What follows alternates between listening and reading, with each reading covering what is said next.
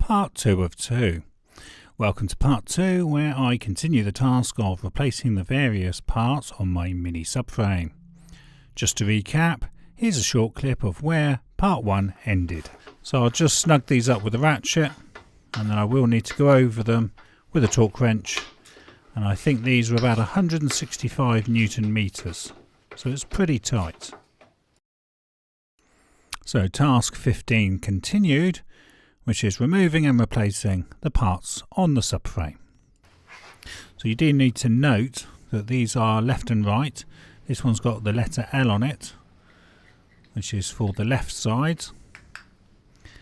And I will just pop a bit of oil on there, and also a little bit of oil into the control arm, just to help things snug tight. So like I said, really you'd replace both bolts on this, but sadly my motor factors gave me 2 bolts wrong out of the 4. So I will just change one in each of the inner ball joints, whichever one was the hardest to get out. So you might find it's easier if you actually raise the subframe slightly, like I am now.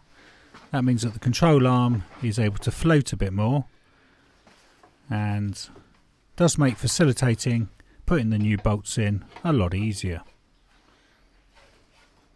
So I am going to put a little bit of light oil on there, and I should think that should be okay. It's not the same as grease, and I would have thought most items in a factory would be lightly oiled anyway to prevent surface corrosion. Okay then, so we now need to tighten these up a bit. So with our new bolts in place and a 16mm socket, we can now tighten these up. I'll torque these again later on to 100 Newton meters. But for now, they're in place and ready. So I'm just going to pop the inner ball joint to control arm nuts back on, and those have like a nylon lock nut inside. You'll need a 22mm socket for this, and it's tightened to 80 Newton meters. So I'll tighten that later on, but I can now go on to the other side of the subframe. Now, having learnt my lesson on the other side of putting this bush on upside down, I've now decided to cover it in yellow paint.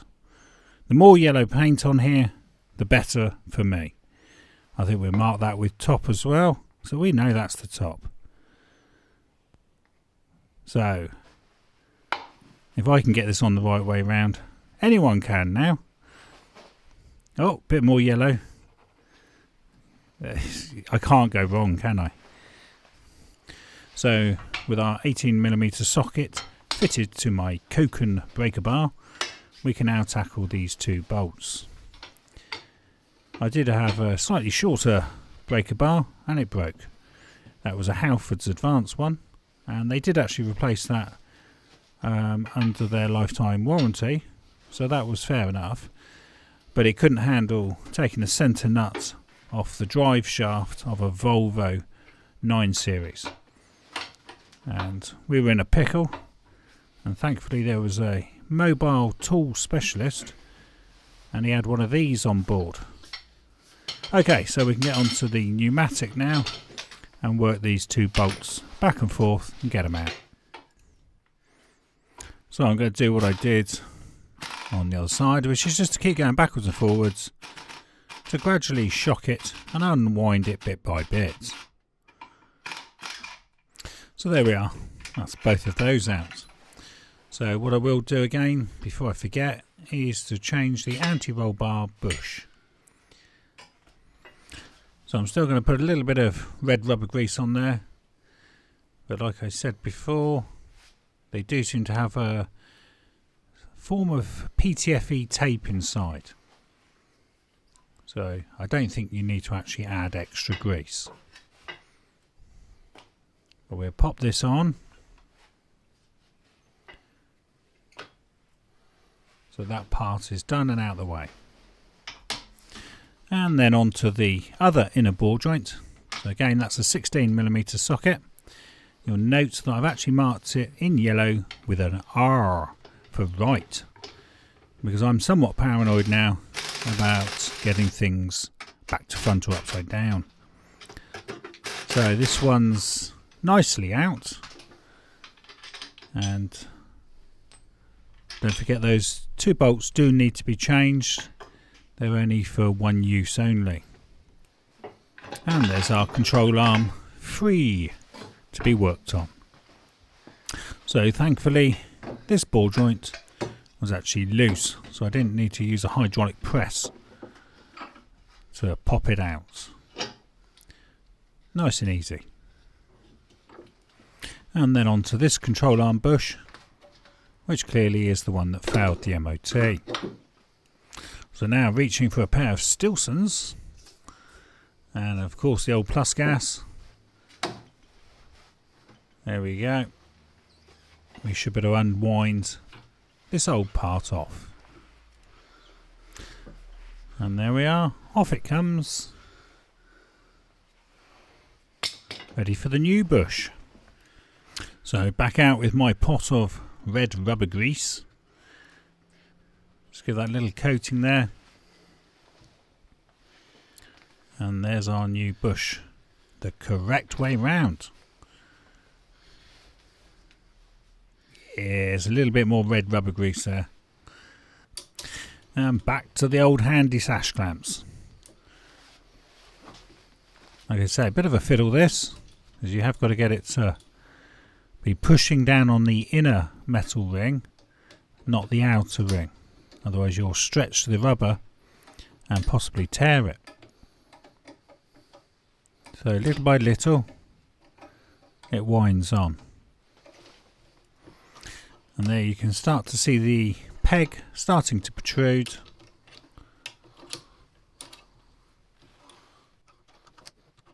I'll speed this part up. That's a bit quicker. So you can see the sash clamps on the inner circle, which is actually a metal ring, I think. Job's done. I was just moving it there just to relax it a little bit. So that's looking good, and it's looking like it's in the correct position. At least top is showing top. That's got to be a good start. Okay, let's get that back onto the subframe. And that's looking good, because that actually looks correct. And it fits this time. Brilliant job. Okay, so we just need to put those 2 long bolts back in. So again, I'm just going to pop a little bit of oil on there, just to help with the tightening. And again, I'm just going to give a thin smear of red rubber grease, so that that bracket slides over the bush nice and easily. I don't want it to pucker as it goes in. That's 1 bolt in. So this is again an 18mm socket, and these bolts will be tightened to 165 Newton meters. So again, I'm just going to add a little bit of light oil. My thinking is, if it's covered in rust, it's going to have more friction when I come to torque it up, and so it may actually trigger the torque wrench earlier than it should do and give basically a false reading, is my worry there. I'd assume at the factory those bolts would go in with minimum effort. So now onto the right inner ball joint. We need to take that 22mm nut off and the protective cover for the ball joint. So just making sure I've got the orientation right. Notice I actually put an R on this, so I definitely know it's the right one. So I'm just going to pop the ball joint nut on, and that is 22mm, and it will be tightened to 80 Newton meters. Just lining out, get any dust off there, so that the metal can sit perfectly flush. Now you do need new bolts for this. Sadly, I've only got 2 new bolts because my motor factors had the wrong bolts in the box. So using a 16mm socket, we're just tightening that down. And this is where I've sadly got to use one of the old bolts. I expect somebody bought the ball joint and returned it, and then returned it with some different bolts, I expect. But anyway, so again, 16mm socket on that, tighten those down, and I will be torquing all this up later on. So I'm just getting everything snug at the moment. Okay, and that's the old one with an R on it as well. Okay then, so with torque wrench in hand, set to 100 Newton meters, we can now finalise these 4 bolts, of which only 2 are new. I'm a bit frustrated about that, because by the time I could have got another couple of bolts in, I would have lost possibly another day or two, and I only had about a day or two spare for the retest of the MOT. So now onto the stabiliser bar, torque wrench set at 165 Newton meters and using an 18mm socket. There's our click and our second click. This is why I replaced the bushes on this, on the anti-roll bar as well, because basically those anti-roll bar bushes are almost part of the control arm bushes. It's one of the same job to do. So that looks good. So for these inner ball joints, you need a 6mm Allen key and a 22mm spanner. The Allen key holds the centre of the ball joint steady while you do it. We then finalise that by torquing to 80 Newton meters. There's our click and our other click. So now to refit the subframe back onto the car. So with my chosen parts now replaced on the subframe, I've just got the very careful process of raising the subframe and fitting it all back into position. So as we raise it, our first concern is the power steering bottle, which needs to slide up before anything else. We can now connect the cables back to the power steering pump. So as we raise the subframe, we can now connect those 2 connectors hanging down there by the exhaust back onto the power steering pump. All the time we're doing this, we're checking that we're not trapping anything or damaging anything. So that's one connector on, and now the second connector. Make sure they're pushed in nice and firmly. So you might be able to see a little bit of dripping from the subframe. It's not power steering oil or anything. I've sprayed it over with a little bit of anti-corrosion oil before I get a chance to renovate it, perhaps in the summer, in the warmer weather. So with the subframe basically in position, there is a couple of pegs under the wheel arch where the subframe should slot onto. I'm just trying to make sure it goes onto the driver's side peg, and then I'm going to pop one of the bolts back in. Now, like I said, these bolts technically should be replaced. I'm just raising the subframe now, making sure the power steering bottle is clearly out of the way. And now I'm putting 3 bolts in, and these are on the pad under the driver's seat. And then I'm going to do the other side, which is under the passenger seat, which is another 3 bolts. And then a single bolt back under the wheel arch on the passenger side. So that's the subframe basically secure. So now onto the steering joint. Making sure I can clip that back in and put the bolt in. So using a 16mm socket and an extension bar, I can now snug the bolts up on the subframe. Make sure you don't catch any of the plastic parts or trap them while you're tightening the subframe up. So the torque wrench is set to 22 Newton meters, and I tried to get access from the top of the engine bay. Didn't have much luck there, so it seems to be easier to go in from the wheel arch. So I was able to turn the steering wheel. Now you should note that this bolt should be actually replaced with a new one.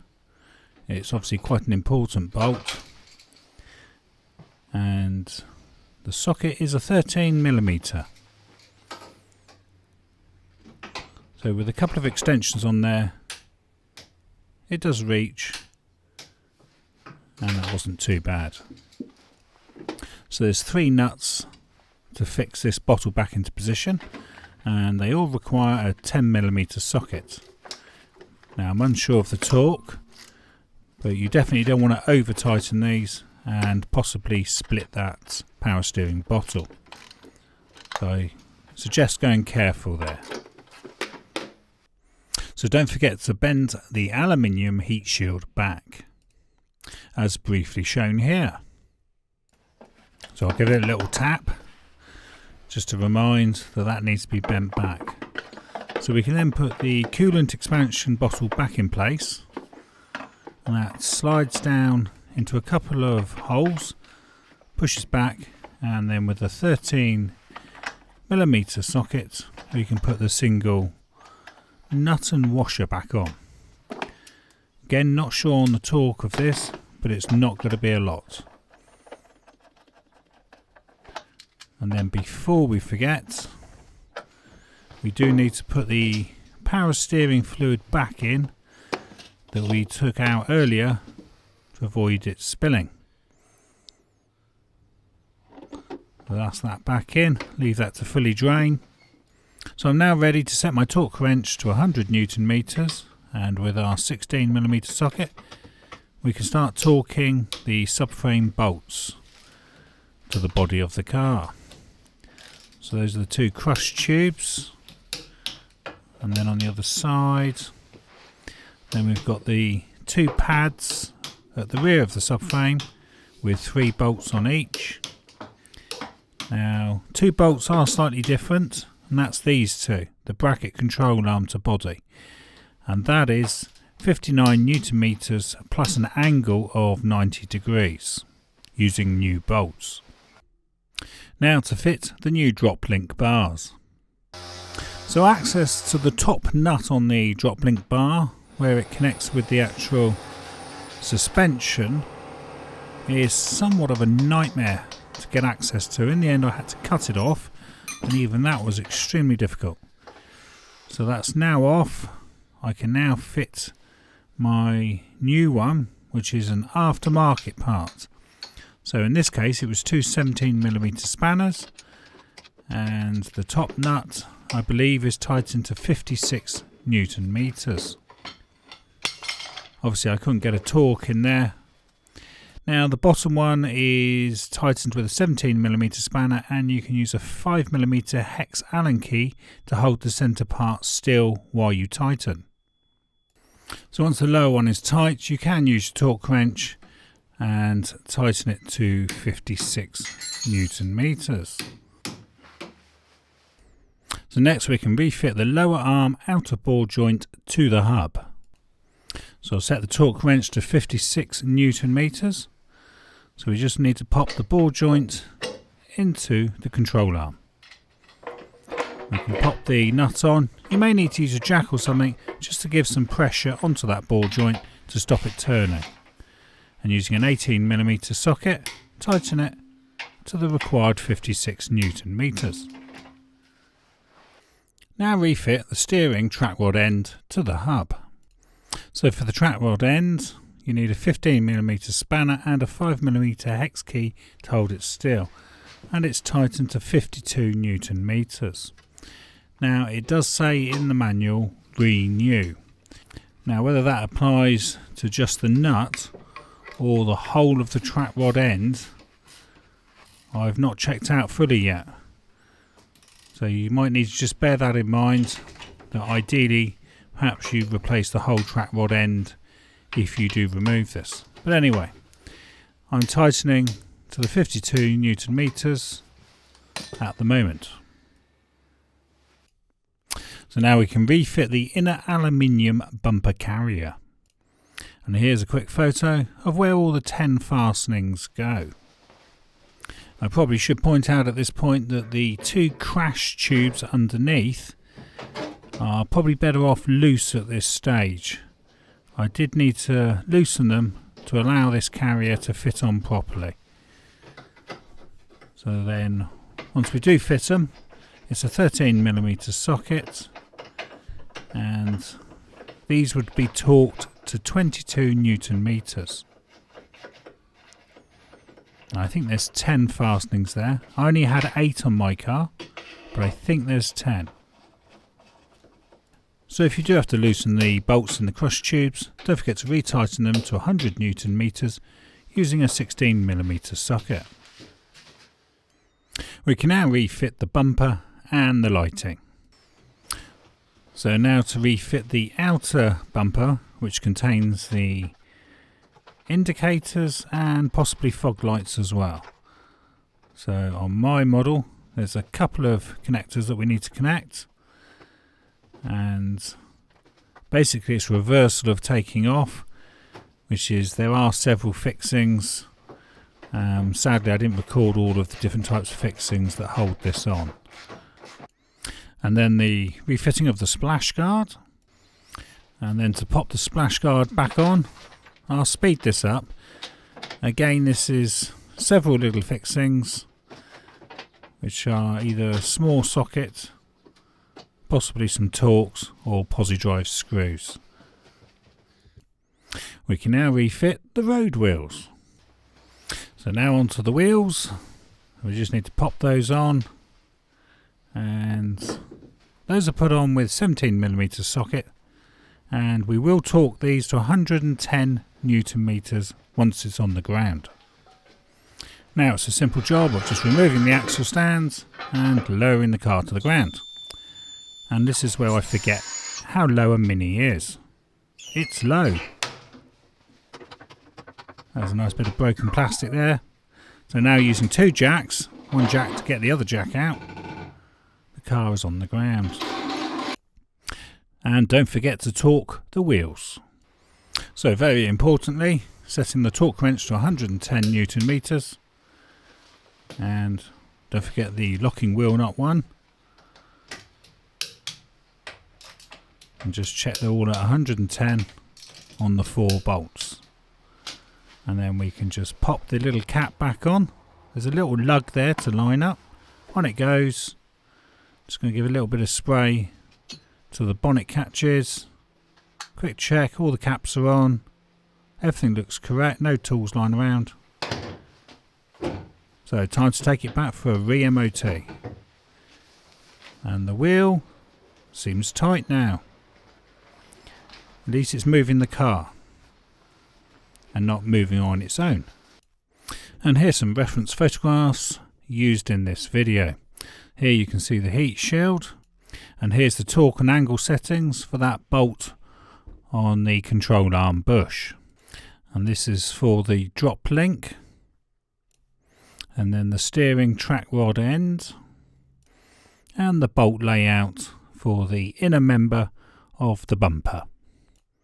And thank you for watching, and please like and subscribe.